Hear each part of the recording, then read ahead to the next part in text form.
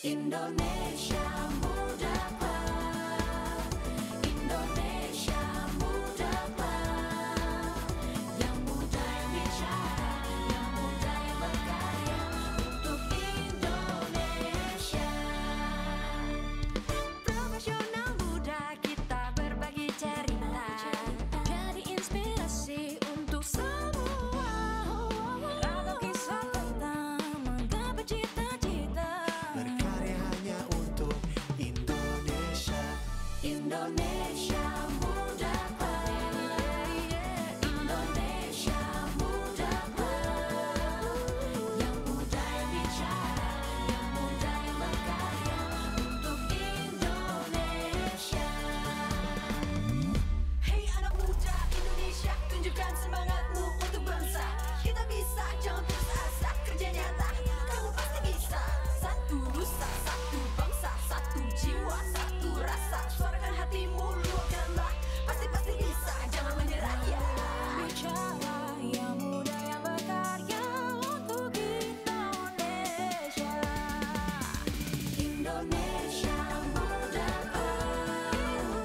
Indonesia Muda, yang muda yang bicara, yang muda yang berkarya untuk Indonesia. Hanya di Indonesia Muda.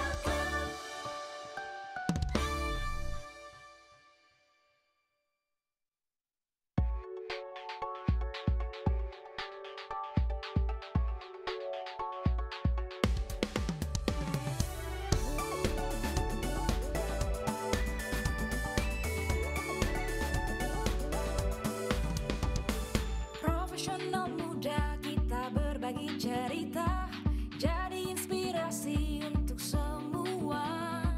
Ragam kisah Siapapun bisa mengajar, tapi tak semuanya bisa menjadi guru.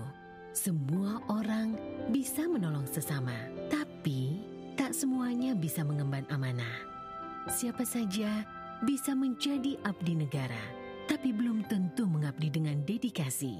Dengan jaminan pasti dan layanan terbaik, Taspen hadir untuk Anda, pahlawan bangsa. Dahana adalah badan usaha milik negara di bidang bahan berenergi tinggi dengan lini bisnis explosives manufacturing, drilling and blasting, dan related services yang memberikan layanan bahan peledak terpadu untuk sektor pertambangan umum, kuari dan konstruksi, minyak dan gas, serta bahan peledak pertahanan, baik di dalam negeri maupun luar negeri.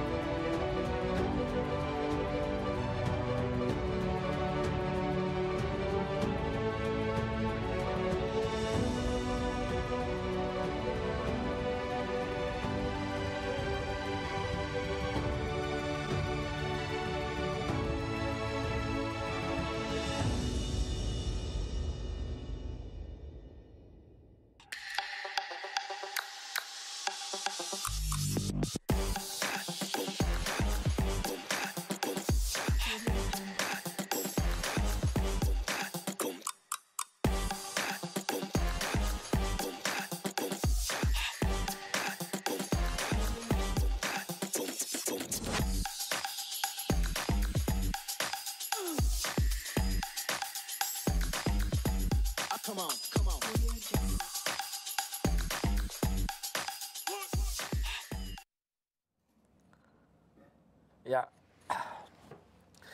selamat datang profesional muda di Indonesia Muda Club yang episode ke-6. Bersama saya Arya Sinulinga, dan kali ini kita akan banyak bicara mengenai perempuan-perempuan tangguh yang ada di BUMN.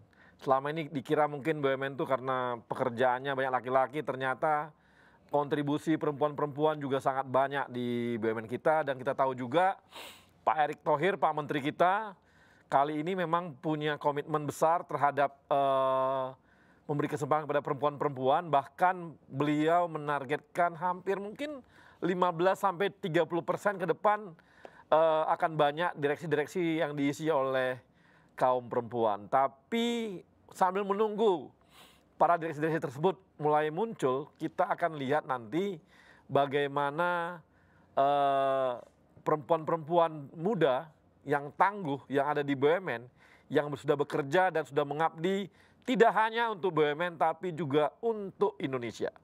Dan kita akan saksikan video yang satu ini.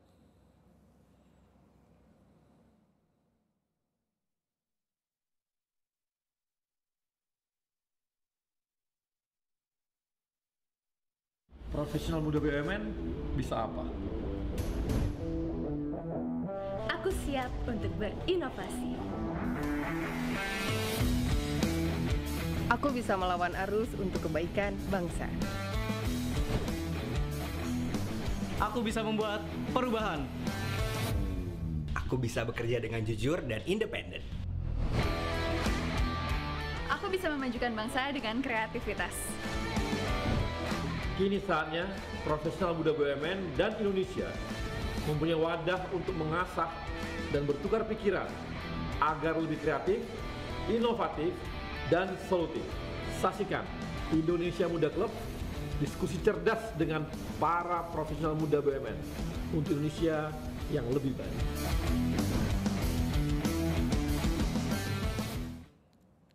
Ya, dan kali ini saya akan ditemani oleh 5 wanita tangguh, 5 perempuan tangguh.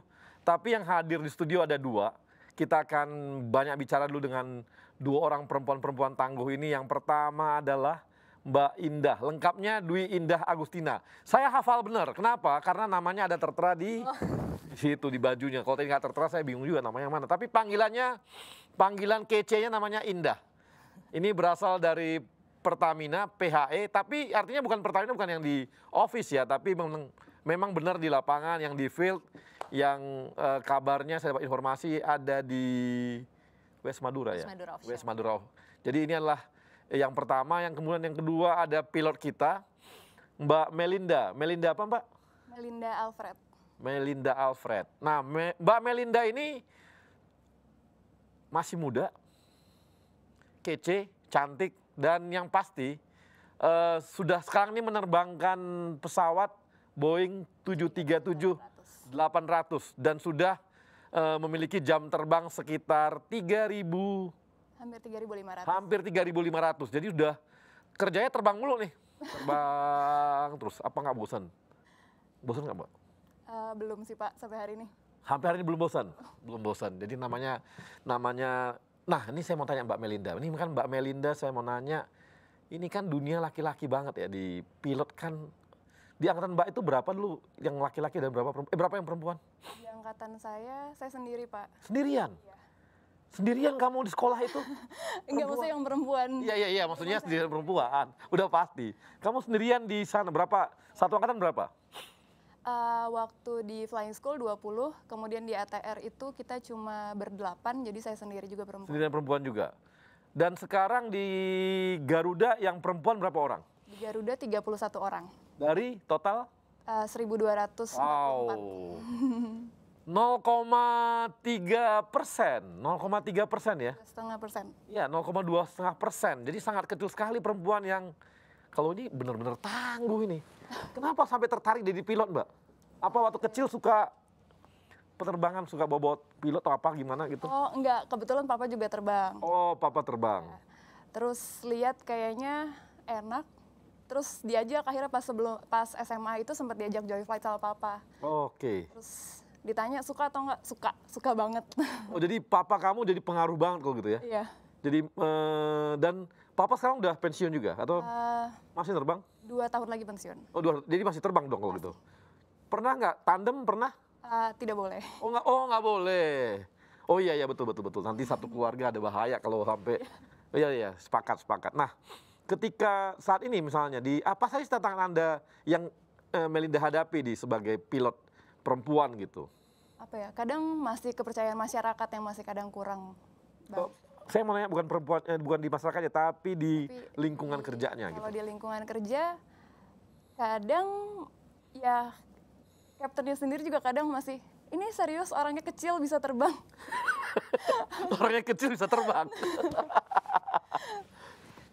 Jadi tantangannya seperti itu. Pasti waktu pada awal sekali pesawat apa yang diterbangkan? Pesawat latihnya adalah Cessna 172. Oh, Cessna ya. Kemudian naik terus? Kemudian di Garuda pertama kali terbang ATR 72600. Oke. Terus kembali disekolahin lagi sama Garuda di Boeing 737-800. Oke, dan itu sudah terbang ke luar negeri? Sudah. Sudah. Biasanya pembagian tugasnya bagaimana tuh? Terjadwal 1 bulan itu. Oh, terjadwal 1 bulan. Enggak, maksudnya kalau ke luar negeri berapa kali setiap bulan gitu ada? Atau gimana? Oh, nggak ada. Oh, nggak ada? Pokoknya schedule-nya dipublish 1 bulan itu pernah. Oke. Nah, itu biasanya batas waktu Mbak untuk menerbangkan itu berapa jam biasanya? Kalau 1 hari itu maksimum kita terbang 9 jam. Terbang 1 9 minggu jam? 30 jam. Terbang 9 jam? Saya kebayang 2 jam aja terbang udah pusingnya bukan main tuh. Kayaknya berat gitu, karena kan gravitasinya itu kan kerasa ya.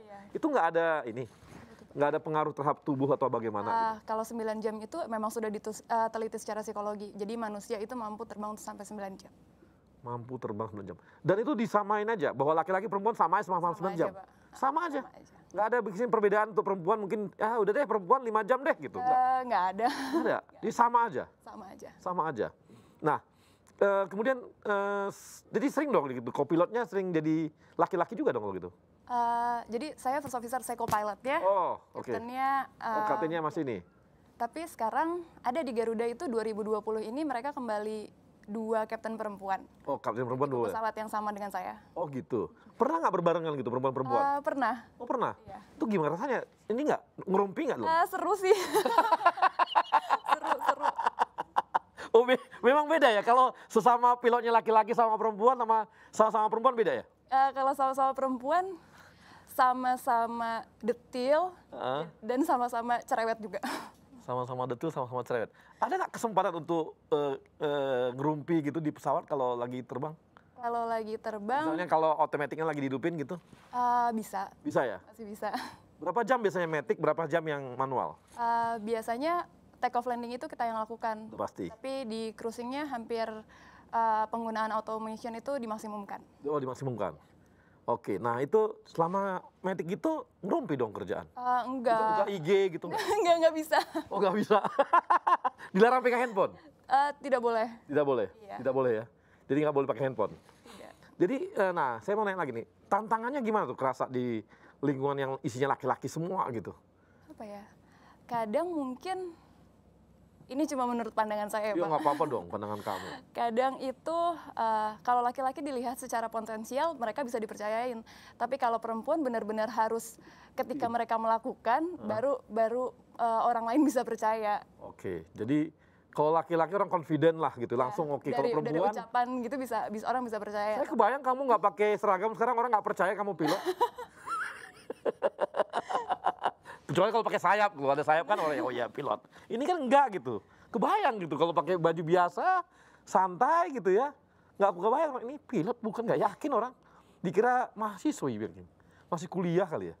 Baru selesai 4 tahun ini. Baru 4 tahun deh. Usia kamu berapa? 27 tahun. 27 tahun? Iya. Buset. 27 tahun sudah 3.500 jam penerbangan untuk Boeing 737? Untuk 2 tipe pesawat. Jadi sebelumnya saya pesawat. Oh, iya. di ATR juga. Wow. Udah menikah? Belum, Pak. Gak ada yang tertarik pilotnya? Belum juga. Ada nggak ini, maaf nih ya, kita menyinggung kalau misalnya merendahkan atau gimana gitu dialami nggak? Siapanya Pak? Kamunya gitu. Maksudnya saya direndahkan. Oleh yang lain, laki-laki lain, pilot-pilot lain atau apa gitu. Kadang iya. Kadang iya. Aduh. Curhat jadinya. Ya karena kamu masih kecil itu kali ya. Mungkin karena saya kelihatan kecil. Kalau teman-teman kamu yang wanita yang senior itu memang lain lagi, tangguh banget gitu. Ya tetap ada pasti sifat femininnya pasti. Pasti ya. Ya tapi di kokpit ya beda, kita tetap kerjain sesuai prosedur. Ya, oke. Nah saya mau ke Mbak Indah nih. Kalau Mbak Indah ini, aduh, kebayang ya pakai makeup di field gitu. Enggak dong Bang. Oh nggak pakai makeup di field? Enggak, Oh, kita enggak. situasional. Kalau memang makeup dibutuhkan di tempat tertentu baru kita pakai. Oh, oke. Nah ini Mbak Indah kapan masuk Pertamina? Masuk Pertamina itu 2015. 2015. Sebelumnya ada Ada di swasta. di swasta. Itu di field juga? Sama di field juga, bolak-balik ya Jakarta Field. Oh, Jakarta Field. Dulu waktu di swasta di fieldnya di mana aja? Fieldnya itu dia di Pulau Padang ya, dekat Sumatera. Oke. Jadi kita memang lapangannya di sana macam-macam sih. Tapi itu namanya lapangan Malaka Street namanya Pak. Oh, Malaka Street. Offshore? Ada offshore-nya, ada onshore-nya. Tapi kalau offshore-nya bukan di laut lepas kayak di West Madura ini. Oh enggak. Oh, sang yang ini baru di laut lepas. Ya, kalau yang West Madura ini kan maksudnya benar-benar di tengah laut gitu. Kalau yang dulu tuh dia kayak apa ya? Kayak di agak offshore-nya tuh maksudnya tipenya rawa gitu. Jadi kayak bukan laut yang ombak dan segala macamnya. Ya, kalau yang sekarang ini dialami seperti itu ya? Iya, benar truly offshore lah kalau ini. Nah, di offshore ini di lapangan berapa orang ya itu biasanya Pak di lapangan? Kalau satu shift-nya yang 2 minggu itu loh. Satu shift 2 minggu itu kita range-nya biasanya 50 sampai 60 POB. Ya. Itu total di living accommodation boat-nya gitu. Oke. Nah, itu biasanya depend on project-nya juga, Pak. Jadi kadang kalau misalnya memang ada project yang kompleks, which is kita butuh peralatan service company yang support ke kita lebih banyak, POB-nya bisa lebih dari itu juga. Oke. Gitu. 60 itu perempuan berapa orang? 1 atau maksimal 2 biasanya. Sendirian? Iya. 2 minggu sendirian? Wah, kamu pujaan semua. Tidak hanya laki-laki, mesin-mesinnya pun muja kamu. Sampai minyak-minyaknya pun, jangan-jangan dia keluar langsung muja-muja kamu gitu. Sendirian. Nah itu kehidupan di fieldnya gimana tuh? Dia kerja berapa jam, habis itu apakah tetap 8 jam atau 12 jam atau gimana? Kalau kerja di field itu kita benar-benar non-stop 1 kali 24 jam ya. 24 jam kali 7 hari itu nggak pernah berhenti. Tapi kita ada shift-shiftnya per 12 jam.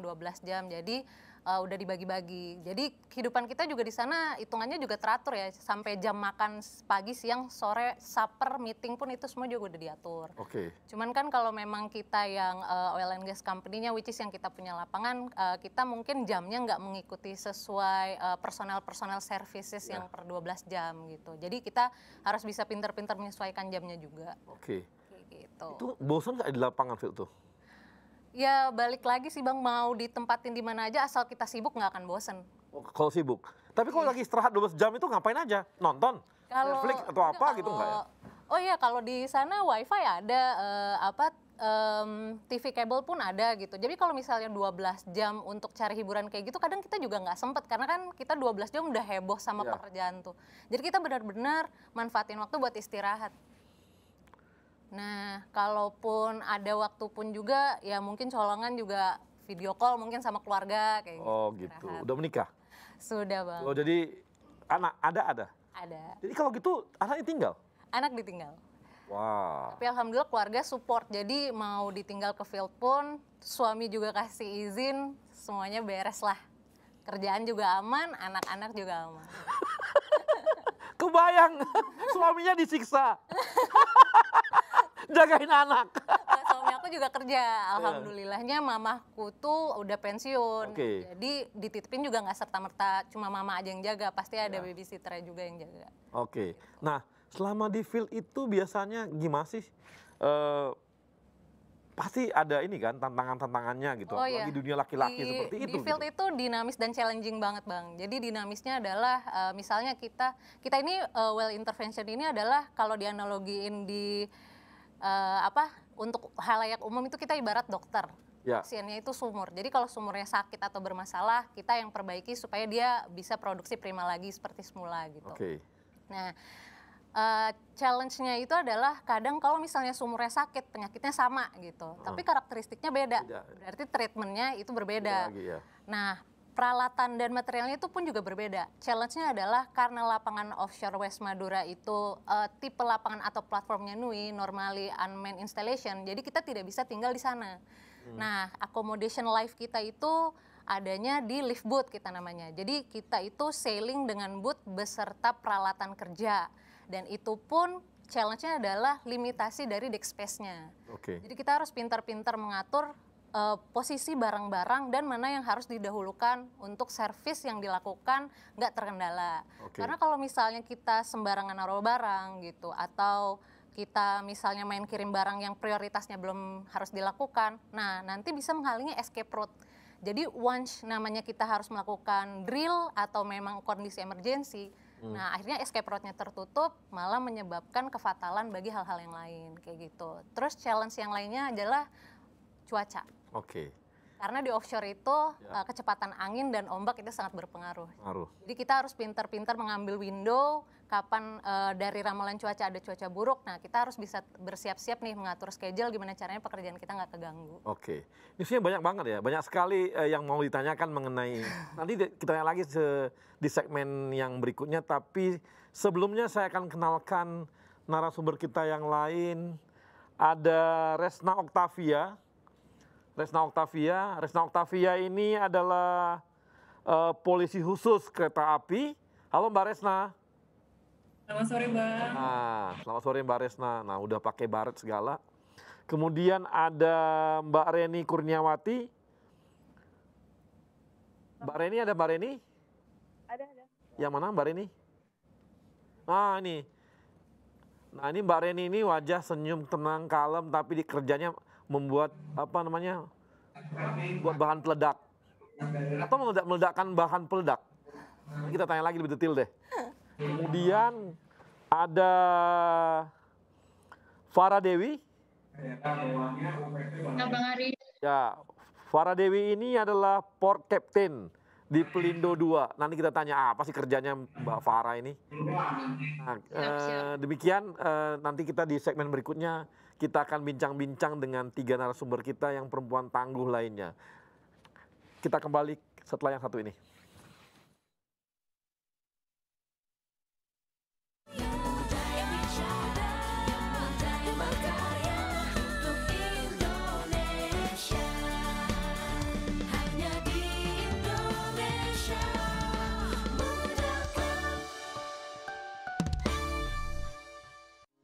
Dahana adalah badan usaha milik negara di bidang bahan berenergi tinggi dengan lini bisnis explosives manufacturing, drilling and blasting,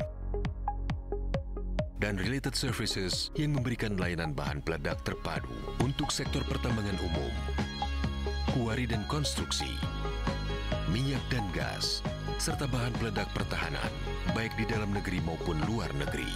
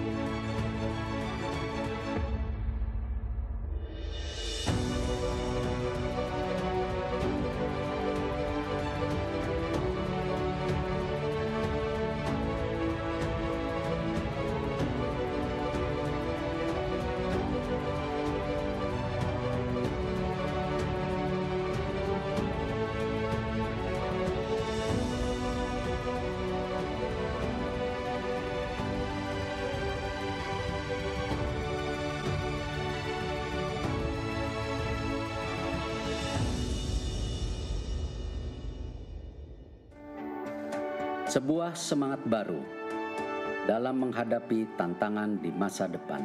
Kementerian BUMN dan seluruh BUMN di negeri ini terus bekerja keras untuk meningkatkan nilai ekonomi dan sosial demi kepentingan masyarakat luas. Melalui inovasi model bisnis yang akan mendorong mesin pertumbuhan dan kepemimpinan teknologi agar siap menghadapi perubahan.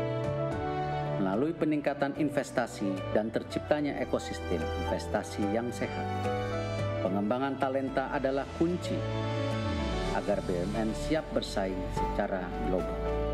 Semua ini hanya untuk negara dan bangsa, untuk Indonesia. Semangat baru ini kini hadir dengan wajah baru, dengan bentuk visual yang terinspirasi semangat inovasi dalam pemanfaatan teknologi. Dalam komposisi yang menggambarkan semangat kolaborasi, membentuk inisial institusi kebanggaan kami, bersanding dengan lambang negara Indonesia tercinta, Garuda Pancasila.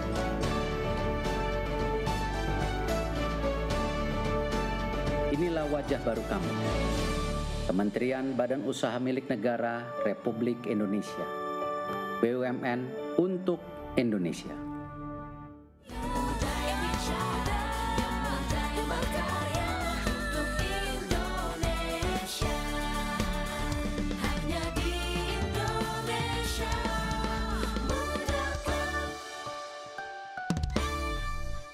Ya, Profesional Muda, kita kembali lagi bersama narasumber kita dan kali ini kita mau bincang-bincang dengan Mbak Resna. Mbak Resna, halo Mbak Resna. Selamat sore. Apa kabar? Ini lagi bertugas atau di rumah? Alhamdulillah hari ini sedang di kantor. Lagi di kantor. Ini maksudnya polisi khusus kereta api atau maksudnya apa nih? Kerjanya ngapain aja nih? Nangkapin orang atau nangkapin pegawai karyawan kereta api? Oh enggak, tugasnya atau tupoksinya adalah pengawalan kereta api. Oh, pengawalan kereta api. Pengawalan kereta api dari? Dari stasiun awal ke stasiun akhirnya. Oke, emang banyak gangguan Mbak selama ada di sana? Selama ini gangguannya apa aja? Kalau kereta ekonomi kebanyakan untuk penumpang-penumpang yang masih merokok, lebih banyak itu. Oh, untuk yang disiplin ya, disiplin ini ya. Nah, kalau untuk ini gimana? Untuk untuk yang new normal ini bagaimana? Masalah disiplin pakai masker dan sebagainya. Untuk dengan pandemi yang sekarang, kereta api sudah menerapkan sistem aturan yang terbaru. Jadi petugas kereta api tugasnya adalah melakukan pengecekan suhu setiap 3 atau 4 jam sekali, kemudian selalu mengingatkan kepada penumpang untuk selalu memakai masker dan face shield. Tugasnya Mbak ini Resna apa aja ketika ini normal nih? Pengawalan kereta api penumpang. Kalau untuk Polsuska yang perempuan sendiri, untuk pengawalan kereta api eksekutif yang pagi aja. Oh, yang pagi aja. Oh, jadi untuk perempuan pagi aja? Nggak sempat, untuk malam-malam nggak ada? Tidak boleh. Nggak boleh? Tugas untuk yang pagi aja. Kenapa nggak boleh malam-malam? Tingkat kerawanannya. Tingkat kerawanan. Jadi tetap yang perempuan tetap dijaga juga tingkat kerawanannya gitu ya?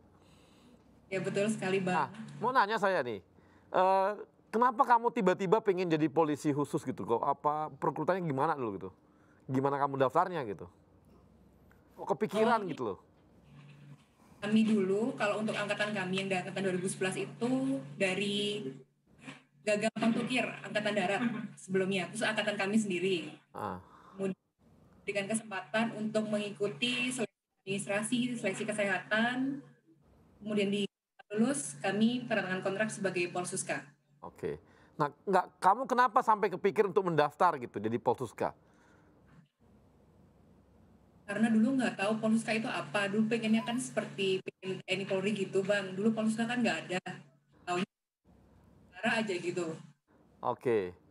Tapi ini ya, emang seneng kehidupan laki-laki yang gaya tentara gitu atau gimana emang, Resna? Terinspirasi dari orang tua lebih tepatnya. Oh gitu, orang tua kamu apa? Tentara juga? Pensiunan TNI. Ini orang tuanya ternyata pengaruhnya besar sekali bapaknya, semua begitu ya. Tadi Mbak Melinda juga begitu. Oke, saya mau nanya langsung ke ini lagi deh. Mbak Reni, Mbak Reni. Halo Mbak Reni. Mbak Reni, ada? Kalau nggak ada Mbak Reni, sementara Mbak Farah Dewi. Mbak Farah. Boleh Bang Ari, iya siap. Oke, nah langsung siap aja, kayak tentara aja. Mbak Farah ini kerjanya di sana ngapain aja nih? Di sebagai port captain tuh apa aja kerjaannya? Ya, sebenarnya mungkin lebih realnya mungkin bisa ke marine spesialis ya. Kalau port captain mungkin bisa menggantikan untuk misalkan aku ada yang berhalangan hadir di atas kapal, saya bisa menggantikan karena mungkin saya punya experience atau pengalaman di kapal. Gitu Bang Ari. Oh, jadi ini kapten kapal gitu ya? Siap ya, saya kapten. Oh, kapten kapal. Tuh, bukan hanya pesawat loh, kapten kapal. Ini pendidikannya gimana, Mbak? Saya dari PIP Semarang, angkatan 38 2001, lulus 2006, kemudian saya di kapal offshore, kebetulan di AHTS atau Anchor Handling Task Supply. Selama 5 tahun saya berlayar, sampai pegang nakoda selama setahun. Setelah itu saya di Total Offshore sebagai Marine Inspector dan Marine Zone Coordinator, setelah itu sebagai VTS Control. 2015 saya join di APC sebagai VTS Operator, dan kemudian saya ditarik untuk di Jasa Armada untuk support di vesselnya begitu. Oke, kapal yang Mbak bawa apa aja? Kapasitasnya apakah penumpang atau barang atau apa yang pernah selama ini? Untuk di mana nih? Untuk waktu saya berlayar atau sekarang di APC-nya? Sekarang selama berlayar. Berlayar, saya di kapal sport offshore. Jadi saya di Anchor Handling Task Supply untuk HTS. Oh gitu. Towing rig dan mungkin si Mbak Enda mungkin lebih paham ya, kan dia well intervention ya. Towing rig. Ini kayaknya kliennya ini Pertamina banyak ini jangan-jangan. Iya betul, Pertamina. Kita melayani di daerah Pertamina betul. Betul ya. Nah ini betul, satu kapal itu anak buah kapal kamu ABK dan sebagainya total dengan ininya berapa biasanya? Kurang lebih ada 16 sampai 17 lah bersama dengan kadet. Oh gitu. Itu laki-laki semua dong? Laki-laki semua ya. Mereka mau kamu perintah? Kira apa Bang Ari? Mereka mau gitu kamu perintah itu di laut-laut gitu mau gitu diperintah sama cewek? Ya, udah sesuai jabatannya Bang Ari. Nah ini tantangannya gimana Mbak selama jadi nakoda gitu? Ada nggak perlawanan-perlawanan dari ABK nggak, ini perempuan gitu loh. Bayangin perempuan nakoda gitu loh. Ada pasti. Ada pasti ya? Pasti ada. Tapi lama-lama sih mereka pasti nurut juga pasti ya? Kamu apa ini? Pakai cubit atau pakai peleteran gitu gimana marahnya gitu? Kita ada kondit Bang Ari, kita ada kondit di kapal. Kalau misalkan dia berbuat yang negatif kita bisa bikin kondit, laporkan ke perusahaan. Oke. Jadi saya ingin tahu cara kamu mimpin mereka bagaimana, leadership kamu gimana untuk mimpin laki-laki yang memang kebanyakan ABK kan laki-laki semua tuh, apalagi di laut gitu. Itu biasanya kamu kalau di laut tuh berapa lama, berapa hari atau apa? Kalau kita lagi posisi negeri kita bisa 1,5 bulan ya. Wow, 1,5 bulan di laut terus? Dari mulai towing segala macam itu sampai untuk sama barsnya segala macam bisa 1,5 bulan lamanya baru kita bisa balik ke pangkalan. Selama itu kamu di laut terus gitu? Siap ya. Ini gila ini tangguh banget gitu ya. Sebulan dia Mbak ini bawa kapal mimpin seperti itu gitu ya. Baru nggak pernah mabuk laut gitu. Insya Allah nggak pernah Bang Ari. Nggak pernah lagi ya. Ada kawan saya suka mabuk itu. Mabuk laut maksudnya mabuk darat. Ini jadi Mbak itu selama di proses-proses seperti ini ya, proses-proses naik seperti itu, hambatan dari manajemen atas ada nggak? Melihat karena kamu perempuan gitu, ada nggak? Atau mereka lihat kemampuan teknis kamu aja? Enggak ada. Nggak ada ya? Overall masih baik ya. Enggak, maksudnya gini, artinya kadang-kadang kan ada hambatan-hambatan karena perempuan, apalagi Anda di dunia sangat laki-laki begini gitu. Nggak ada sih. Nggak ada ya? Alhamdulillah nggak ada Bang Ari, nggak ada. Nggak ada ya? Wah ini syukur juga ya, karena biasanya dengan dunia yang seperti ini kan berat banget tantangannya, baik dari bawah dari lapangan yang setara maupun dari atas kan biasanya nggak percaya gitu. Karena perempuan bisa mimpin kapal gitu kan. Oke, makasih Mbak Farah. Saya langsung ke Terima kasih Bang Ari. kembali ke Mbak Reni. Mbak Reni dari Dahana. Iya. Halo Mbak. Masuk suara saya masuk Pak? Oh masuk. Mbak Reni kan dulu dari kuliahnya di UPN Pertambangan ya? Iya, di kuliah di UPN Pertambangan. Baru udah biasa selama ini di Dahana berapa lama udah? Dari tahun 2017. 2017, oh berarti udah 3 tahun ya. Sibuk dengan dunia bahan peledak sejak kapan? Sejak awal? Sejak masuk Dahana. Sejak masuk Dahana. Dan kamu memilih untuk yang memang kerjanya urusan meledak-ledakan itu? Memang dulu waktu kuliah saya sempat jadi asisten laboratorium peledakan. Oh. Kebetulan Dahana buka lowongan jadi saya daftar. Daftar. Baru yang pernah kamu ledakkan berapa besar? Terbesar? Lapangannya? Kita ngukur. Lumayan besar, mungkin sekitar 10 kali 10. Mungkin 5 sampai 10 lapangan sepak bola. 5 sampai 10 lapangan sepak bola. Itu batu, isinya semua batu dong ya? Iya, batu. Batu semua. Itu tekniknya gimana, Mbak? Apa bahan peledaknya ada titik-titik tertentu yang kamu ditentukan mana yang paling lemah atau bagaimana? Ada nggak tekniknya? Gimana tekniknya?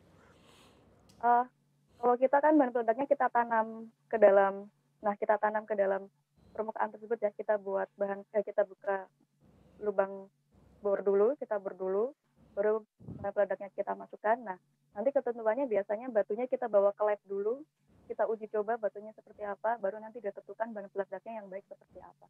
Oke, nah kerjanya Mbak Reni sendiri di bagian mananya? Dari bagian dari peledakan tersebut? Saya safety officer-nya. Itu apa aja Mbak kerjanya? Yang saya ingin tahu tuh. Saya memastikan bahwa kegiatan tersebut berjalan sesuai dengan K3. Dari awal sampai akhir itu semuanya selamat. Baru Mbak juga yang nentuin ini, maksudnya menentukan bahan peledaknya yang mana, jenisnya yang mana, berapa kekuatannya, berapa kilo dan sebagainya, itu Mbak ikut merancangnya nggak? Itu langsung kita diskusi dengan 12 engineer-nya ya, karena mereka lebih tahu batuannya seperti apa. Terus kemudian kita diskusi dengan kami, karena kami lebih spesial ke bahan peledak, sesuai yang cocok seperti apa, baru nanti kita tentukan bersama. Nah, 10 kali lapangan bola itu biasanya untuk meledakkannya butuh berapa ton bahan peledak? Atau berapa kilo? Tergantung batuannya. Tergantung beda lagi kalau di batu bara maupun di mineral atau emas, itu kebutuhan bahan peledaknya tergantung dari batuan tersebut. Kalau untuk batu bara deh, untuk batu bara 10 kali lapangan bola itu berapa lama baru bisa diledakkan semua? Bertahap kan? Ya, biasanya kalau misal lokasinya sudah siap, biasanya kita ditargetkan pas istirahat siang itu harus sudah diledakkan. Oke. Biasanya berapa lama, Mbak? Untuk meledakkan satu kawasan, itu Mbak di lapangan berapa lama? Dari pagi kita mulai start dari jam 6 sampai jam 11, itu Alhamdulillah. Apa langsung bisa diledakkan gitu? Apa langsung selesai semua? Atau ada tahapannya? Tahapannya nggak? Misalnya berapa hari gitu nggak? Oh enggak, biasanya kan di hari sebelumnya kita bikin lubang bornya dulu, baru nanti bagiannya lubang bornya sudah siap semua, kita masukkan bahan peledaknya, siangnya bisa langsung diledakkan. Karena untuk saat kita melakukan peledakan kan semua area harus steril, terus alat berat tidak boleh, harus minimal radius 500 meter dan lain sebagainya. Makanya pas istirahat siang itu harus sudah diledakkan. Oke. Mbak tertarik untuk meledakkan pertambangan tuh dari mana ya? Sejak kapan gitu? Sejak kuliah, karena menurut saya bahan peledak itu keren. Jadi saya saya memilih di peledakan. Jadi bahan peledak itu keren gitu ya. Jadi memilih dunia itu karena keren. Ini baru mengasihkan. Ternyata ada perempuan yang melihat bahwa bahan peledak itu keren. Sehingga masuk ke dunia itu gitu ya. Dan karena bisa menghancurkan batuan itu, jadinya keren ini, sepertinya menarik. Ini hobinya lain nih. Hobinya meledakkan dan menganggap bahwa itu sangat keren gitu ya. Oke, dan kan itu Mbak laki-laki semua pada umumnya yang kerja di situ ya, di bidang itu ya? Ya, laki-laki semua. Laki-laki semua? Rata-rata? Emang yang biasa di tempat kamu berapa orang yang perempuan? Kalau untuk Dahana sendiri, hanya saya. Tuh kan bener. Hanya sendirian dia. Ternyata ini karena dia kayaknya memang sangat jarang ada perempuan menganggap bahwa bahan peledak itu keren. Wajar kalau cuma dia sendirian dan di Dahana yang kerjanya meledak-ledakkan bahan peledak. Karena ini hobi sendiri nih. Emang orang tua kamu suka ada latar belakang orang tua gitu yang mendorong, nggak ada? Nggak ada. Pacar nggak? Pacar nggak? Saya wira swasta. Pacar nggak dorong tuh? Nggak ada? Udah punya pacar? Suami saya. Oh suami? Suami kamu di Dahana juga? Enggak, dia di geologis di beda perusahaan tapi di pertambangan juga. Oke, jadi tapi dia suka meledakkan juga bahan peledak? Dia enggak ya? Tertarik dengan tertarik ya? Memang beda, kamu memang beda. Ya. Lebih keren daripada suami kamu. Karena menganggap bahan peledak itu keren. Oke, baik. Permuda kita akan kembali lagi setelah yang satu ini.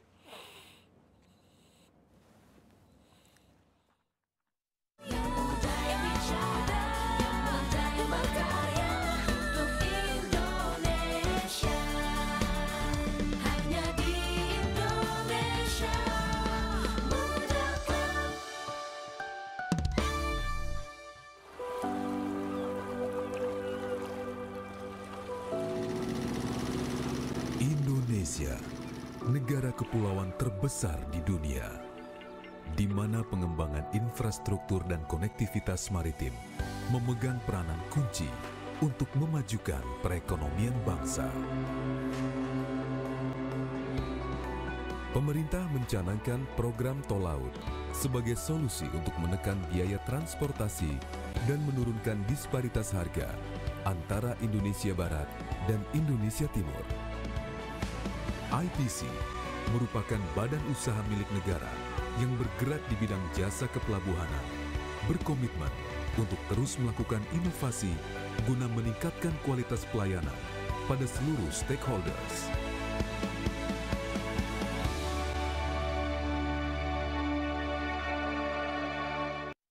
Siapapun bisa mengajar, tapi tak semuanya bisa menjadi guru. Semua orang bisa menolong sesama, tapi tak semuanya bisa mengemban amanah. Siapa saja bisa menjadi abdi negara, tapi belum tentu mengabdi dengan dedikasi. Dengan jaminan pasti dan layanan terbaik, Taspen hadir untuk Anda, pahlawan bangsa. Sebuah semangat baru dalam menghadapi tantangan di masa depan.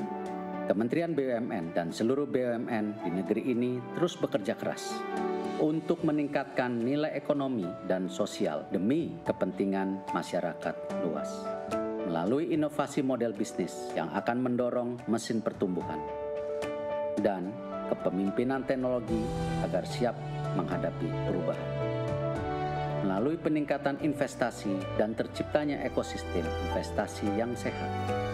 Pengembangan talenta adalah kunci agar BUMN siap bersaing secara global. Semua ini hanya untuk negara dan bangsa, untuk Indonesia. Semangat baru ini kini hadir dengan wajah baru, dengan bentuk visual yang terinspirasi semangat inovasi dalam pemanfaatan teknologi. Dalam komposisi yang menggambarkan semangat kolaborasi, membentuk inisial institusi kebanggaan kami, bersanding dengan lambang negara Indonesia tercinta, Garuda Pancasila.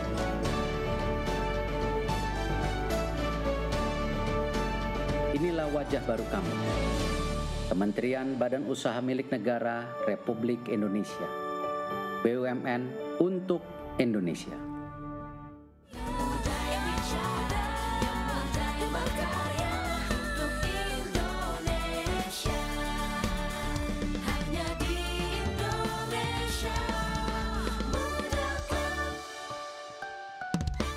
Ya, profesional muda, kita kembali lagi di Indonesia Muda Club dan kali ini kita ingin tahu nih, Mbak Indah, apa yang paling mengesankan selama Mbak Indah di offshore itu atau di lapangan di field yang sangat menarik bagi Mbak Indah dan juga itu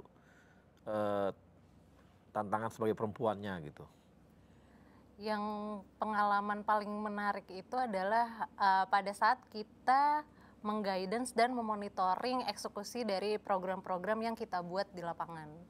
Karena di situ kapabilitas kita benar-benar dipertaruhkan di situ kan. Kita dipercaya atau tidak sama personel-personel di lapangan untuk bisa mengguidance itu semua. Karena pada saat praktek pekerjaan di lapangan, biasanya para personel di lapangan itu sudah punya best practice berdasarkan karakteristik lapangan di sana.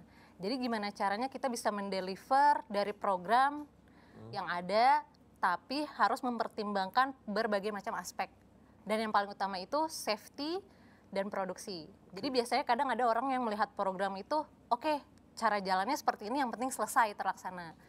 Tapi biasanya itu belum tentu dia memperlihatkan aspek yang lain. Yang misalnya dia mempertimbangkan yang penting safety gitu. Tapi produksinya belum tentu bisa tercapai. Itu kan nggak baik gitu Bang. Jadi kita biasanya mengguidance ke arah sana bagaimana caranya semua aspek bisa kita dapatkan. Nah yang selama di lapangan yang Mbak lihat bahwa ini prestasi besar gua nih gitu. Itu ada nggak?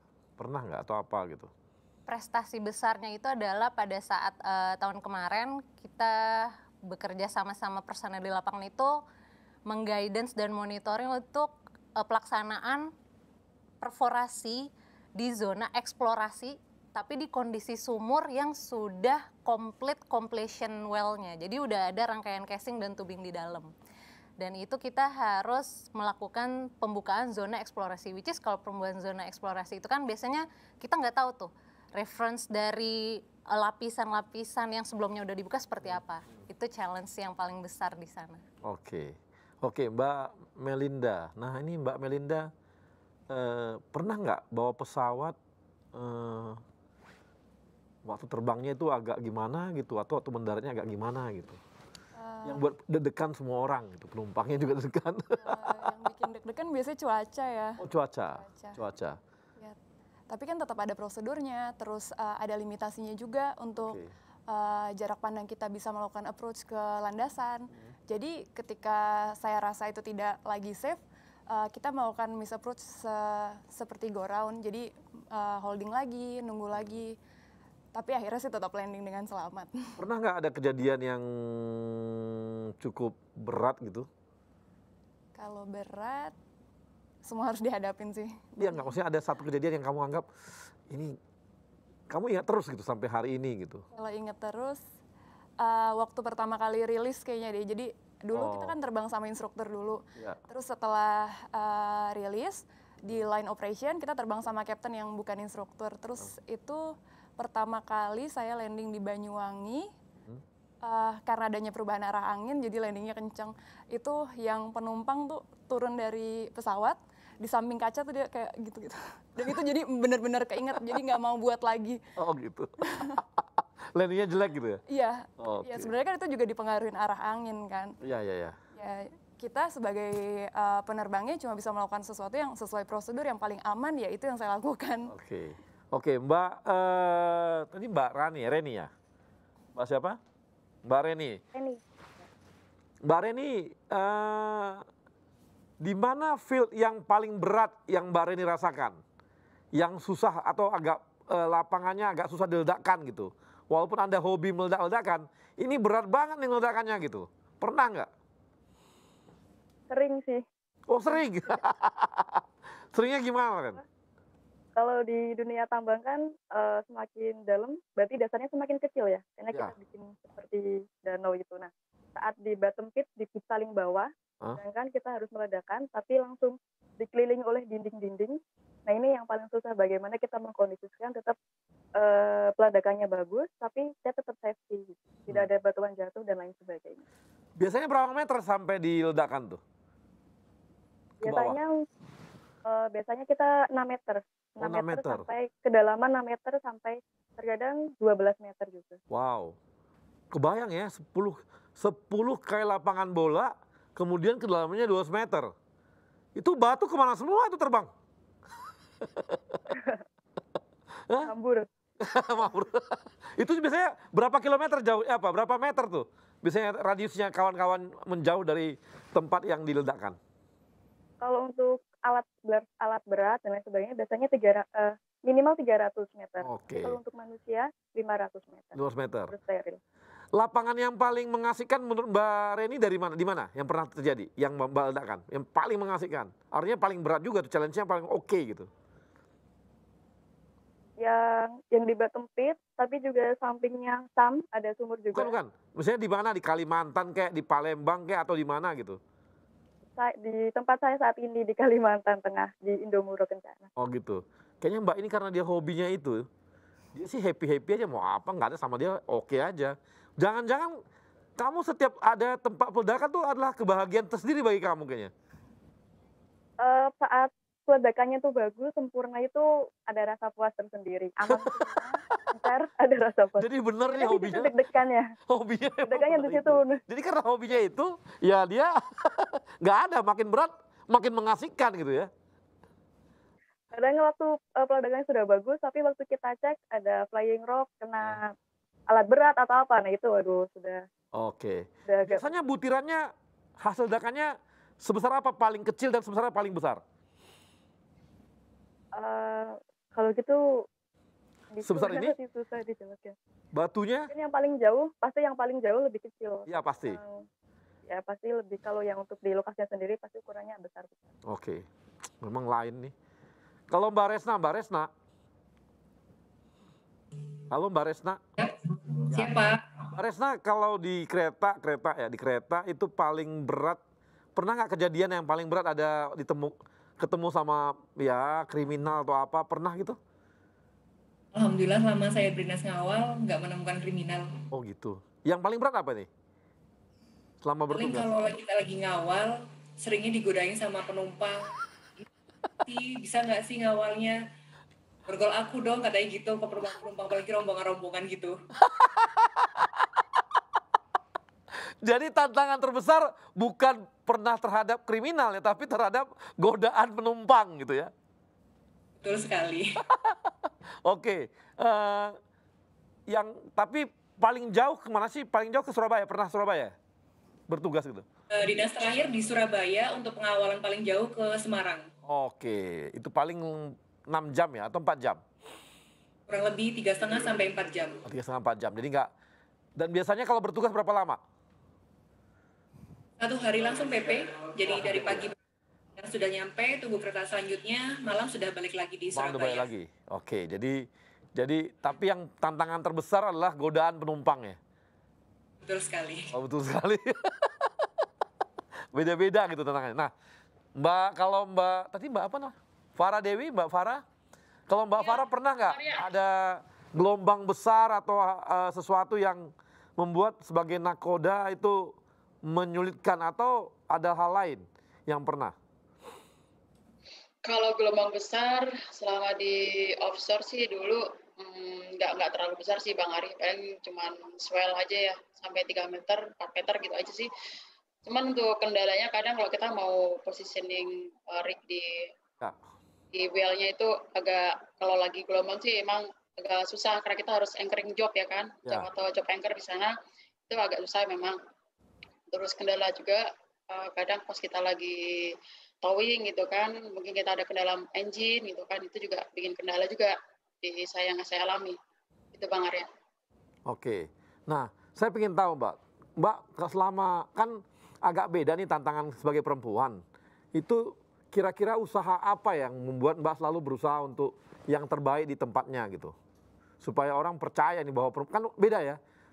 seperti biasa karena pasti perempuan tuh tantangannya berbeda apalagi di dunia laki-laki gitu. Membuktikan bahwa Mbak itu ini gimana gitu caranya? Kalau saya sendiri sih masih stay aja, tetap semangat aja sih Bang Arya selama ini, tetap percaya diri untuk menghadapi semua tantangan sama cobaan yang diberikan sama Allah ya. Apalagi pada dunia kerja yang sudah berbeda-beda saya jalani, satu di kapal, masih berlayar di laut, dan keduanya saya di support di pengeboran, di offshore, ketiga saya di EPC, di pelabuhan. Itu benar-benar saya alami banget gitu kan, 3 perusahaan yang sangat bonafit dan saya harus berusaha bagaimana caranya saya bisa menghadapi apapun pekerjaan yang saya diberikan sama atasan. Biasanya kerja ini enggak? Kerjanya lebih daripada yang biasa enggak? Kalau yang lain kerja mungkin berapa jam, Mbak, lebih dari itu gitu, gimana? Enggak, biasa aja sih, Bang Arya. Normal aja. Normal aja? Jadi nggak ada usaha-usaha pembuktian bahwa, oke, gue perempuan, tapi gue bisa kerja lebih daripada itu kok, gitu? Enggak. Oh enggak ya, santai aja. Kalau ada meeting-meeting sih, meeting-meeting aja Bang Arya, mungkin sampai malam pernah sih kalau di FPC. Ya. Oke. Nah, kalau Resna, tadi Resna sama Mbak Resna. Mbak Resna. Ya. Nah, Mbak Resna mau saya tanya nih, membuktikan bahwa Mbak sebagai perempuan bisa sebagai Polsus ini saya beda dan punya prestasi lain dibandingkan yang laki-laki itu gimana? Ada nggak usaha-usaha seperti itu? Sama melaksanakan tugas dan tupoksi seperti yang lain, tetap walaupun dibilang bisa nggak sih melakukan seperti itu, tetap harus melakukan yang terbaik, kemudian tetap harus senyum, tetap humanis juga, jadi nggak boleh cemberut gitu, nggak boleh mengedepankan kesan garang tadi, tetap harus senyum. Walaupun digodain harus senyum gitu? Tetap harus senyum, nggak boleh terbawa emosi, nggak boleh baper. Gitu ya. Baru pembuktian kerja atau gimana, ada nggak yang lain apa di sana gitu? Sejauh ini melakukan yang sesuai tupoksi SOP itu aja. Ini polisi beneran nih, bener-bener polisi beneran. Isinya tupoksi aja gitu. Sesuai SOP, sesuai tupoksi udah selesai gitu ya. Nah kalau tadi Mbak apa? Mbak Farah ya? Oh bukan, sorry, Mbak Reni. Mbak Ren, kamu membuktikan bahwa kamu punya kemampuan untuk meledakan lebih daripada yang lain tuh gimana ya? Sebenarnya tantangannya karena badan saya kecil, jadi kadang sering bisa nggak sih ini kecil gitu. Tapi saya yang pertama pasti saya harus belajar tekun, kemudian buktikan pekerjaan saya secara profesional. Nah di sini harus profesional, kemudian harus tegas, seperti itu. Gitu. Nggak ada bahwa Anda punya analisis yang lain, yang apa gitu, nggak ada? Kalau itu pasti secara naluri di lapangan. Naluri ya? Iya. Dan itu dipercaya sama laki-laki itu semua? Alhamdulillah, ya. Naluri kamu dipercaya mereka? Karena kita biasanya diskusi di lapangan, seperti ini, enak ini seperti ini. Ya, karena kamu hobinya meledakkan, jadi orang percaya sama naluri kamu aja gitu ya. Tetap harus ada analisis. Oke, Mbak Indah ini kan apa ada sesuatu yang berbeda yang Mbak Indah lakukan gitu di lapangan sehingga paling nggak pembuktian bahwa saya perempuan tapi ini kok gitu, bisa kok gitu. Atau hanya sekedar sama untuk dengan laki-laki lain aja? Atau ada lebih sesuatu gitu? Lebihnya sesuatu kalau perempuan adalah kita bekerja dengan kesetaraan gender di pekerjaan ya, perempuan dan laki-laki, dan kapabilitasnya diakui, kita sama di sana. Tapi kan perempuan itu kayak hormonal human gitu kan. Gimana caranya kita bisa mengatur mood pada saat menghadapi pekerjaan.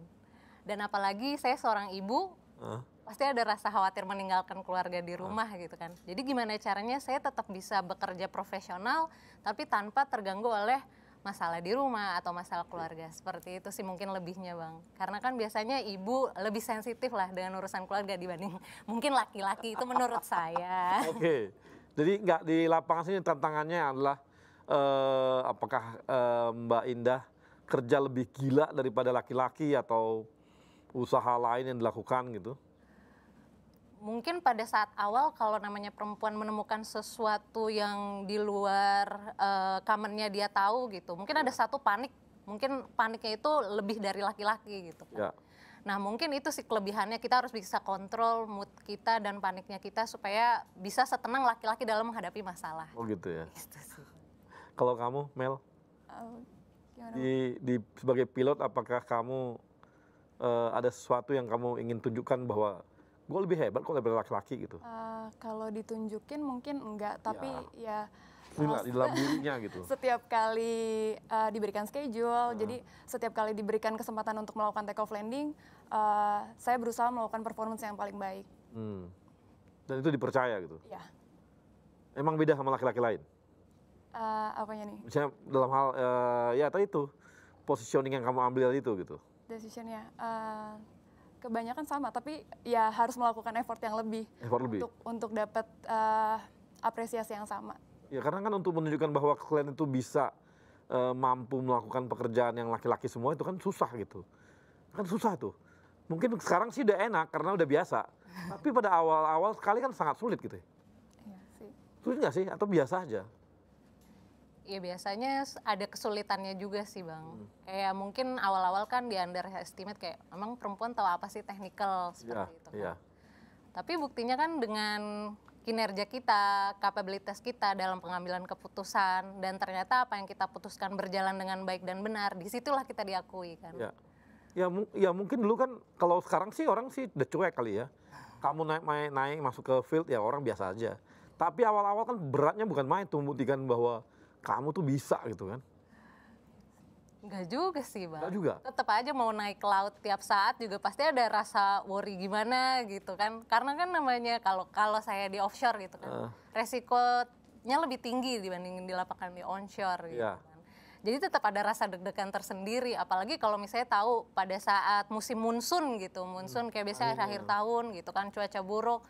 Mau naik kapal kru boat aja udah dengar wah ketinggian ombak nih 3 meter ke atas atau seperti apa gitu.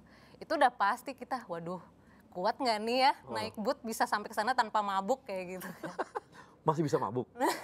Mabuk laut Bang. Iya maksudnya mabuk laut masih bisa? Masih bisa Bang. Masih bisa, kirain udah cuek aja gitu. Mungkin ada orang yang jago kali ya mengatasinya. Cuman kadang kalau misalnya kita lagi cuaca buruk juga terus di accommodation booth gitu ya, lagi berdiri normal aja terus kita ngeliat komputer kerja, itu bisa tiba-tiba mual dan pengen ke toilet gitu kan, pusing gitu segala macam. Jadi sebenarnya mau udah pengalaman banyak, tapi memang kalau secara physically seperti itu tetap ada rasa tidak enak ya. Tetap aja. Makasih Indah. Kita teman-teman profesor muda kita akan kembali lagi setelah yang satu ini.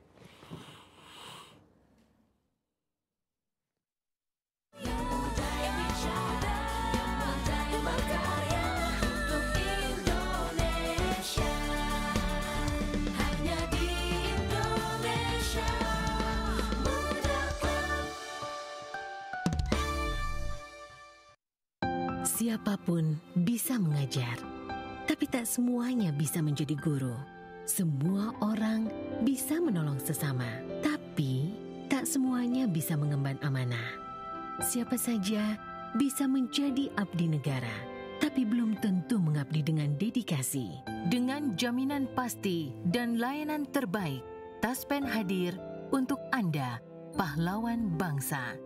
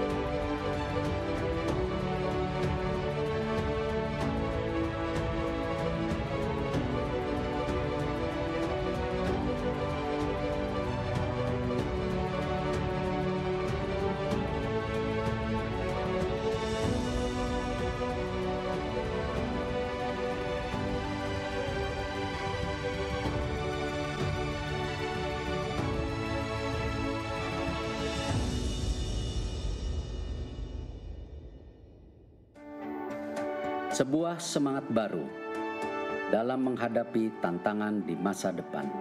Kementerian BUMN dan seluruh BUMN di negeri ini terus bekerja keras untuk meningkatkan nilai ekonomi dan sosial demi kepentingan masyarakat luas. Melalui inovasi model bisnis yang akan mendorong mesin pertumbuhan dan kepemimpinan teknologi agar siap menghadapi perubahan. Melalui peningkatan investasi dan terciptanya ekosistem investasi yang sehat, pengembangan talenta adalah kunci agar BUMN siap bersaing secara global. Semua ini hanya untuk negara dan bangsa, untuk Indonesia. Semangat baru ini kini hadir dengan wajah baru, dengan bentuk visual yang terinspirasi semangat inovasi dalam pemanfaatan teknologi. Dalam komposisi yang menggambarkan semangat kolaborasi, membentuk inisial institusi kebanggaan kami, bersanding dengan lambang negara Indonesia tercinta, Garuda Pancasila.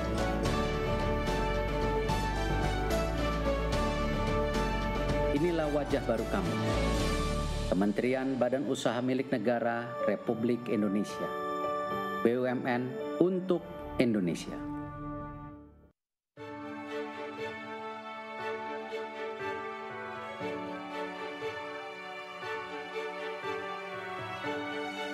Amanah. Kami memegang teguh kepercayaan yang diberikan. Kompeten. Kami terus belajar dan mengembangkan kapasitas. Harmoni. Kami saling peduli dan menghargai perbedaan. Loyal. Kami berdedikasi dan mengutamakan kepentingan bangsa dan negara. Kami terus berinovasi dan antusias dalam menggerakkan ataupun menghadapi perubahan. Kami membangun kerjasama yang sinergis.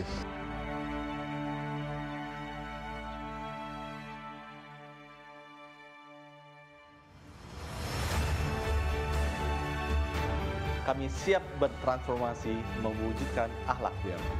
Kami siap memberikan yang terbaik dengan akhlak BUMN. Saya akan pimpin, saya akan kawal. Mari wujudkan akhlak BUMN untuk Indonesia.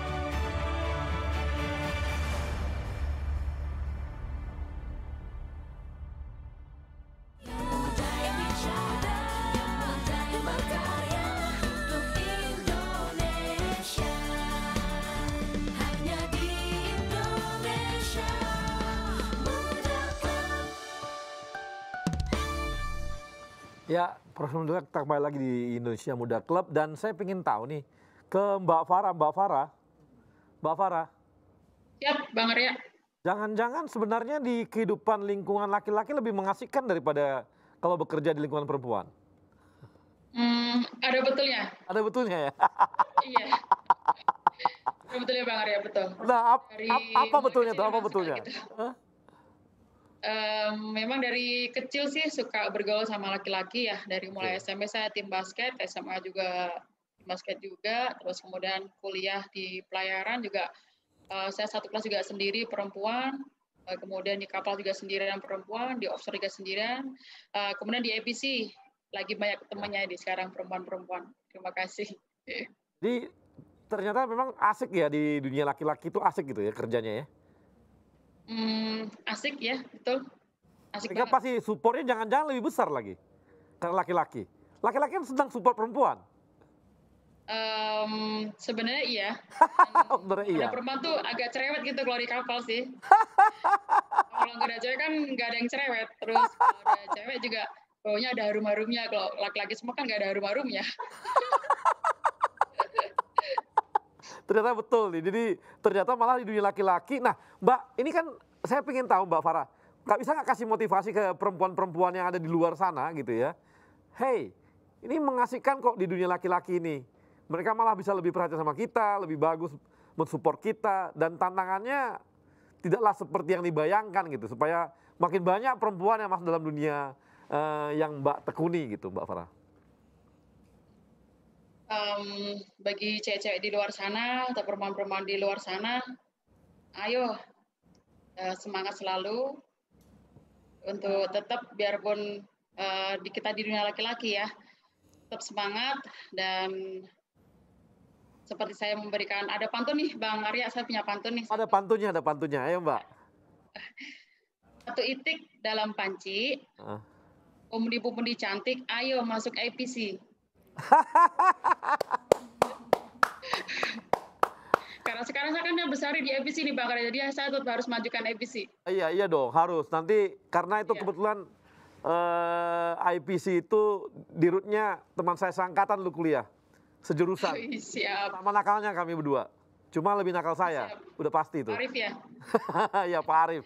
Pak Arif itu teman saya sejurusan loh. Sama-sama, dia tuh orangnya baik banget, baik, nurut. Kalau saya sih bandel banget saya. Baik, makanya kayak gini, hasilnya begini, dia hasilnya begitu di root dia. Siap Pak Arya. Oke, kemudian saya mau nanya nih sama Dwi. Kok bukan, jangan Dwi. Saya lebih ke ini dulu. Ke siapa? Mbak Reni. Mbak Reni. Ya Pak. Kamu nggak pengen ngajak kawan-kawan kamu yang perempuan ikut dalam dunia kamu ini? Nggak pengen ya? Cuma pengen kamu sendiri aja? Pengen sih Pak. Tapi rata-rata kan satu jurusan juga sudah masuk ke dunia yang sama. Iya, maksudnya nggak pengen ngajak perempuan-perempuan ke dunia kamu ini? Atau kamu mau monopoli sendiri? Kadang sama seperti yang Mbak Farah bilang sih, kadang ribet kalau sama perempuan. Ini beneran, ternyata mereka menikmati sendiri di dunia laki-laki itu. Jadi kalau dibilang bahwa, oh kamu kayaknya ini ya, pokoknya kamu di idolanya semua orang deh kalau gitu di sana ya? Ya enggak juga sih Pak. Kadang juga ya? Beberapa yang enak, tapi ada lebih banyak yang nggak enak. Jadi cukup terseleksi secara alam aja. Oh gitu ya? Perempuan ini. Kamu jangan-jangan kamu lapar dikit, cowok-cowok itu langsung kasih makan kamu? Ngamuk biasanya kalau saya lapar sedikit. Jadi nggak pengen Mbak dorong-dorong yang muda-muda untuk masuk ke dunia bahan peledak, nggak pengen?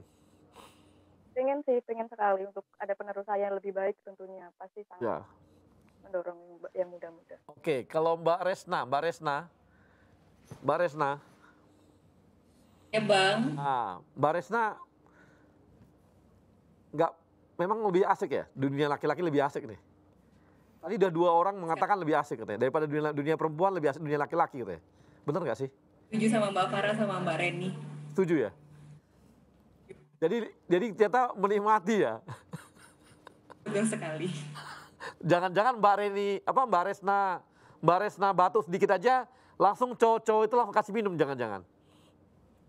Enggak, malah kenapa? Oh nggak apa-apa, dianggapnya udah biasa katanya, kan dianggapnya cowok juga, cuman dalam bentuk jilbab gitu aja. Tapi ada ini ya, memang dibuka peluang-peluang untuk perempuan-perempuan memang dibuka di sana? Untuk Polhuska sendiri, terakhir itu untuk adik liting angkatan 2013, sampai saat ini masih belum dibuka lagi untuk Polhuska lagi. Insya Allah kedepannya dibuka kesempatan untuk Polhuska yang perempuan lainnya. Oh gitu ya. Udah ada adik-adik kelas yang diajak di SMA gitu yang diajak untuk masuk Polhuska? Kita selalu mempromosikan tentang rekrutmen kereta api termasuk Polhuska sendiri. Oke. Jadi tapi ternyata lebih mengasihkan perempuan ya. Dunia laki-laki itu asik untuk dunia perempuan, untuk orang-orang perempuan ya. Bener nggak sih, Indah? Betul sekali. Setuju Bang. Setuju ya? Setuju. Aduh, ini bahaya ternyata. Jangan-jangan mereka menikmati banget di dunia laki-laki itu. Karena mereka jadi idola mungkin ya. Mungkin salah satunya. Salah satunya itu juga. Batuk dikit dikasih langsung minum gitu ya. Jangan-jangan megang kepala begini langsung dikasih, waduh kamu sakit ya, ini obatnya gitu. Bener nggak? Enggak juga. Enggak juga. Tapi lebih asik ya? Memang lebih asik. Lebih asik, karena mereka ya laki-laki ya, ini ya, paling tidak mereka nggak banyak aneh-aneh gitu. Dalam arti, ya tahu dong politik perempuan ya. Saya kok sok tahu ya dunia politik perempuan. Emang benar gitu? Kalau di Garuda, kan kita sekarang jumlahnya 31 Pak, Bang. Kita tuh punya grup namanya Sri Kandi Garuda. Oke. walaupun di tempat laki-laki, di forum itu kita jadi ternyata perempuan-perempuan yang punya satu passion sama kita itu juga sama asiknya. Oke. Saya kebetulan udah terbang sama 2 kapten perempuan di Garuda dan benar-benar menyenangkan. Jadi pekerjaan ini, akhirnya profesi ini sebagai pilot tidak hanya mayoritas laki-laki, tapi ketika dikerjakan sama perempuan tetap tetap menghasilkan penerbangan yang aman, yang nyaman juga. Pramugari senang nggak kerja sama kamu? Senang, sekarang senang. Senang ya? Iya. Lebih Kadang asik? ada yang ngajakin, gimana Mbak nggak mau di make upin? Oh, nggak mau di make up itu? Iya. Emang nggak make up ya kalau pilot jarang? Kalau saya pribadi jarang. Jarang gitu ya? Kalau pramugari kan wajib ya? Iya. Kalau ini nggak ada? Wajib rambutnya bagaimana gitu nggak ada? Kalau rambut, kalau lagi terbang saya ikat ke belakang. Oh, ikat belakang. Itu wajib? Iya. Oh, wajib ya? Oke. Jadi memang wajib, tapi dorongan dari dukungan dari teman-teman laki-laki baik-baik, bagus-bagus gitu ya? Dorongan dari teman-teman, ya. Mereka suportif, ya. Sportif ya? Ya. Jangan sportif ya Endah ya? Kenapa? Tapi laki-laki lebih sportif gitu ya? Oh enggak dong, kita yang di dunia laki-laki juga sama sportif ya. Enggak, artinya karena dia dunia laki-laki betul begitu, akhirnya merasa bahwa ya ini inilah gitu. Lebih sportif, lebih apa gitu. Lebih jauh, lebih itu gitu ya. Pernah ada gangguan nggak tentang laki-laki ganggu gitu, enggak ya? Enggak sama sekali sih. Nggak ada ya? Benar-benar mereka tuh sopan-sopan banget Bang. Sopan. Terus kadang saking sopannya tuh misalnya papasan mereka sampai gak berani lihat muka.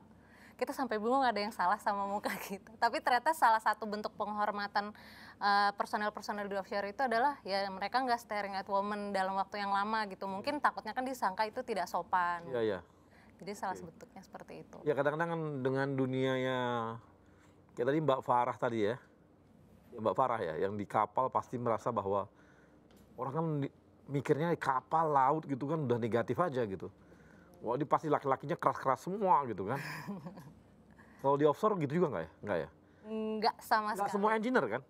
Nggak semua engineer, pasti ada supporting personel juga. Tapi mereka nggak ada yang keras, malah sangat-sangat ramah ya. Iya. Dan welcome banget sama kita di sana gitu. Jadi kalau ke offshore tuh rasanya kayak second home aja Bang. Oke. Karena benar-benar kita disambut gitu sama mereka. Oke. Baik, terima kasih kawan-kawan. Tadi sudah kita dengarkan bagaimana teman-teman perempuan kita, teman-teman BUMN yang memang bekerja di dunia laki-laki ternyata mengasihkan. Tidak seperti yang dibayangkan bahwa inilah dunia yang keras gitu ya. Tapi ternyata mereka mampu, tetap cantik, tetap bisa pakai makeup gitu ya. Bisa oke, bisa keren walaupun sepatunya. Coba lihat sepatunya. Kamera lihat sepatunya. Wah, tuh walaupun sepatunya begitu, ya memang berat kayaknya. Makanya sering olahraga. Supaya bisa ngangkat sepatunya. Tapi ternyata itu menarik bagi ini ya. Ternyata cukup menarik untuk perempuan-perempuan hidup di dunia profesi laki-laki seperti ini gitu. Dan mereka ternyata tidak ada namanya pelecehan-pelecehan, nggak ada juga. Oke, dan dihormati dan dihargai. Dan ini membuat kita BUMN bisa membuka ruang lebih besar lagi kepada kawan-kawan teman-teman perempuan di luar sana untuk masuk di dunia yang mengasihkan ini gitu. Dan bisa menjadi tantangan tersendiri. Apalagi ternyata katanya dunia laki-laki ini ternyata mengasihkan bagi perempuan-perempuan. Karena mereka sangat dihargai, malah lebih suportif gitu ya. Dan ya mungkin banyak keuntungannya. Banyak keuntungan yang didapatkan dari sana gitu. Dan pengetahuan udah pasti ya. Mungkin lebih tough, udah pasti. Saya yakin bahwa teman-teman di dunia laki-laki ini lebih, bukan saya katakan di luar sana nggak lebih tough ya, tapi berbeda, tantangannya sangat berbeda sekali. Jadi kawan-kawan, demikianlah episode kali ini. Tapi sebelumnya kita juga meminta kawan-kawan untuk bisa mengusulkan social project yang dilakukan oleh teman-teman Indonesia Muda Club yang dari berbagai Indonesia. Silakan, karena saya dapat informasi juga kawan-kawan Indonesia Muda Club akan bekerja sama dengan Ikatan Pelajar Nahdlatul Ulama dan akan memberikan beasiswa kepada mereka. Dan ini adalah social project akan dilakukan oleh teman-teman dari IMC, dan kita juga menunggu apalagi proposal-proposal dari kawan-kawan yang akan diseleksi dan akan diberikan kepada masyarakat Indonesia dimanapun berada. Dan kita akan kembali lagi pada episode yang akan datang dan mudah-mudahan dengan tema yang lebih seru lagi. Terima kasih.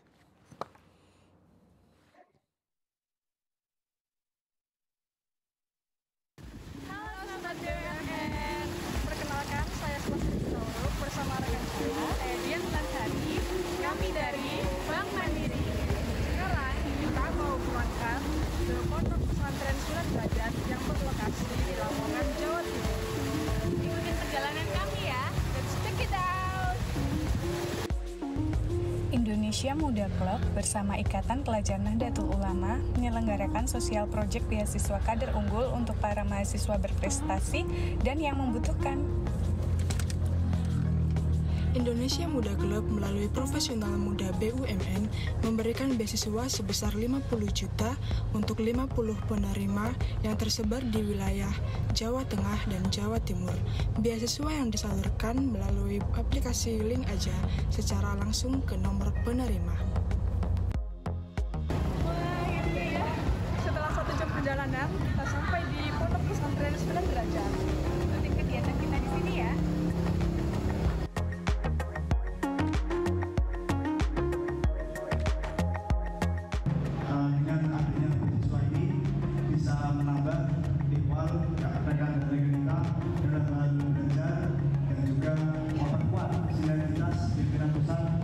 Ikatan Pelajar Nahdlatul Ulama maupun Ikatan Pelajar Putri Nahdlatul Ulama dengan Kementerian Badan Usaha Milik Negara serta Indonesia Muda Club. Sekian yang bisa saya sampaikan, kurang lebihnya mohon maaf. Wabillahi taufiq wal hidayah. Wassalamualaikum warahmatullahi wabarakatuh.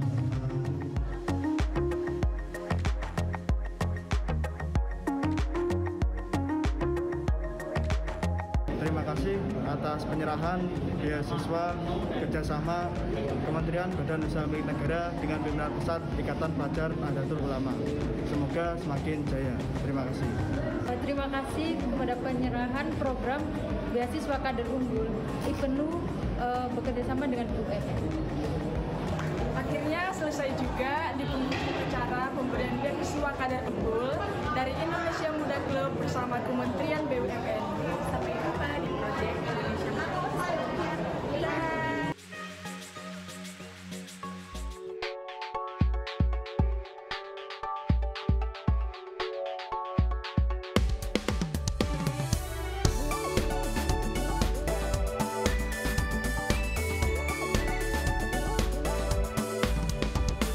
Profesional muda, kita berbagi cerita, jadi inspirasi untuk semua. Ragam kisah tentang menggapai cita-cita, berkarya hanya untuk Indonesia. Indonesia Muda Club, Indonesia Muda Club, yang muda yang bicara, yang muda yang berkarya untuk Indonesia. Profesional muda, kita berbagi cerita, jadi inspirasi untuk semua. Ragam kisah tentang menggapai cita-cita, berkarya hanya untuk Indonesia. Indonesia Muda